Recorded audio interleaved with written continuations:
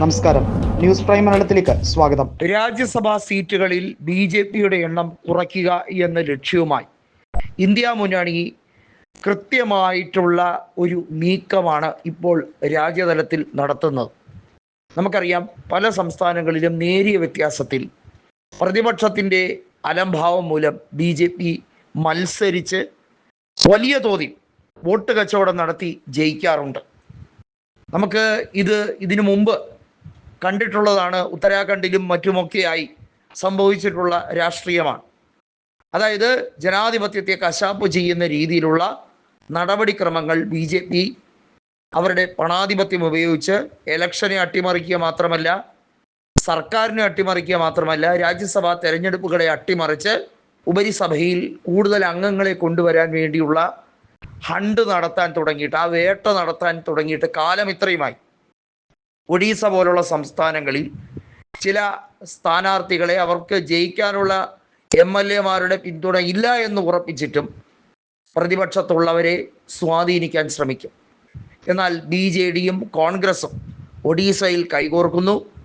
അതുപോലെ തന്നെയാണ് കൃത്യമായും മറ്റ് സംസ്ഥാനങ്ങൾ, അതായത് പഞ്ചാബ് പോലുള്ള സംസ്ഥാനങ്ങൾ, പശ്ചിമ ബംഗാൾ പോലുള്ള സംസ്ഥാനം, തമിഴ്നാട് പോലുള്ള സംസ്ഥാനങ്ങളിൽ കോൺഗ്രസും അതുപോലെ തന്നെ അവിടുത്തെ മറ്റ് കക്ഷികളും ഒപ്പം ചേർന്ന് നിന്ന് BJPയെ തുരത്താൻ ശ്രമിക്കുന്നത്. നമുക്കറിയാം, തമിഴ്നാട്ടിലോ അല്ലെങ്കിൽ ദക്ഷിണേന്ത്യൻ സംസ്ഥാനങ്ങളായ കേരളത്തിലോ ആന്ധ്രയിലോ തെലങ്കാനയിലോ ഒന്നും BJPക്ക് രാജ്യസഭയിൽ ജയിക്കാനുള്ള സഹായം കിട്ടുമെന്ന് ഒരിക്കലും പ്രതീക്ഷിക്കേണ്ട. തെലങ്കാനയിൽ ലോക്സഭയിൽ കഴിഞ്ഞ തവണ അട്ടിമറി വിജയം നേടിയത് ഒഴിച്ചാൽ നിയമസഭയിൽ അവർക്ക് ഒരു ചുക്കും ചെയ്യാൻ സാധിക്കില്ല എന്നുള്ളത് കഴിഞ്ഞ ഏറെക്കാലമായി ബോധ്യപ്പെട്ടിരിക്കുന്നതാണ്. അതുകൊണ്ടാണല്ലോ അവർ ഈ സെൻസസ് തട്ടിപ്പിലൂടെ ഈ രാജ്യത്ത് ഡീലിമിറ്റേഷൻ കൊണ്ടുവരാൻ ശ്രമിക്കുന്നതും, ഈ രാജ്യത്ത് പിൻവാതിൽ കൂടിയുള്ള ഓർഡിനൻസ് വഴി ഡീലിമിറ്റേഷൻ എത്ര പെട്ടെന്ന് അവിടെ സാധ്യമാക്കാൻ കഴിയുമോ അതുവഴി തട്ടിപ്പുകൾ നടത്താൻ ശ്രമിക്കുന്നത്. ഈ രാജ്യത്ത് ജനാധിപത്യ സംവിധാനത്തിലൂടെ തെരഞ്ഞെടുപ്പ് നടത്തുന്നതിനെ അട്ടിമറിക്കുന്നതിനുപരിയായി ലോക്സഭ രാജ്യസഭാ സീറ്റുകളുടെ നിർണയം ഉൾപ്പെടെയുള്ള കാര്യങ്ങൾ തീരുമാനിക്കുന്നത് BJPയുടെ കേന്ദ്ര കമ്മിറ്റിയാണ്. എന്തൊരു വിരോധാഭാസമാണ്! ഇവിടെ ജനപ്പെരുപ്പത്തിൻ്റെ അടിസ്ഥാനത്തിലാണ് സീറ്റുകൾ തീരുമാനിക്കുന്നതെങ്കിൽ കുടുംബാസൂത്രണം നല്ല രീതിയിൽ നടപ്പിലാക്കിയ ദക്ഷിണേന്ത്യൻ സംസ്ഥാനങ്ങൾ അവർ മുട്ടുകുത്തും എന്നുള്ളതാണ്. ഒരു വീട്ടിൽ 2 അതിൽ കുറഞ്ഞോ കുട്ടികൾ എന്ന രീതിയിൽ നല്ല രീതിയിൽ കുടുംബാസൂത്രണം വിജയിപ്പിച്ച സംസ്ഥാനങ്ങളെ പരിഹസിക്കുകയാണ്.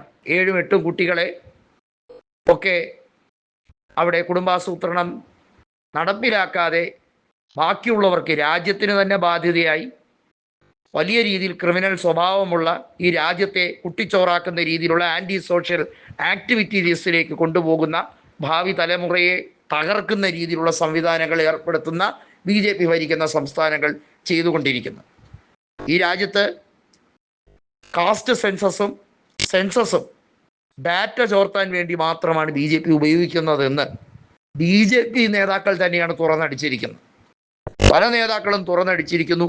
അത് SIR പോലുള്ള കൃത്യമായി രാജ്യത്തെ തുണ്ടം തുണ്ടമായി വെട്ടിക്കീറാൻ വേണ്ടിയുള്ള ഗോപ്യമായ പ്ലാനുകൾ, അജണ്ടയാണ് ഇപ്പോൾ BJPയുടെ വാർ റൂമിൽ ചർച്ചയായി നടത്തുന്നത് എന്നുള്ളത് വ്യക്തമായി കഴിഞ്ഞിരിക്കുകയാണ്.